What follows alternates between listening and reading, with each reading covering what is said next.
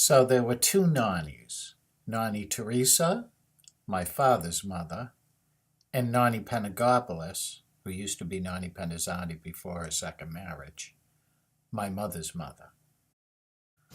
And although they made completely different kinds of meat sauces, the building blocks of both of them were almost identical, which was roughly 1 pound of meat to about 32 ounces of tomato sauce and one medium-sized onion and some garlic. So here I'm using roughly 3 pounds of meat, 3 medium-sized yellow onions, and 3 cans of whole tomatoes.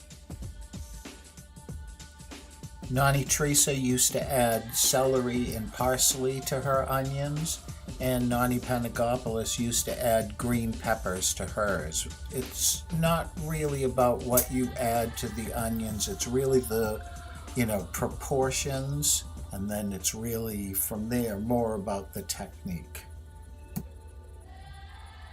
A lot of it is about concentrating flavors, and you kind of start with a base. I'm using olive oil and a little bit of pork fat. You can use salt pork. Nanny Panagopoulos used to use salt pork. I'm going to brown the meat over medium heat, and you've got to really season everything. You're trying not to, get the pan too hot and burn anything, because you want to use that same pan and keep moving things through it and keep the same flavors, the same backbone. So you're going to, brown up all of your meat and then reserve that to the side.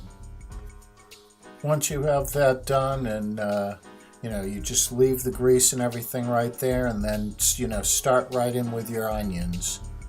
So here I've got, again, 3 medium-sized yellow onions. Cook those until they're, getting almost translucent, and then I'll add in the rest of the vegetables just to get them going as well. You're not trying to brown these, you're really just trying to get everything soft and translucent. That's what you're going for, and then throw in your garlic. I use a can of tomato paste. And I start roasting that off. And then you're ready to put in your tomatoes.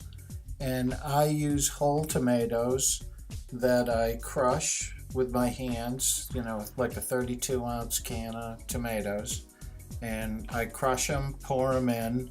I also add about 32 ounces of liquid, either water or stock, just to help with the evaporation because of the long cooking time.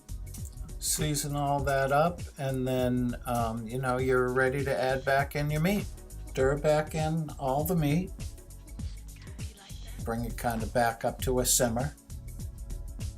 Let it simmer for, slow simmer for 2 hours, 2 or 3 hours. Don't cover it completely. Leave the lid ajar a little bit so you can evaporate off some of that extra liquid and control the texture. And after a couple hours, the meat starts breaking down, everything starts breaking down. Now it's just a matter of kind of consistency.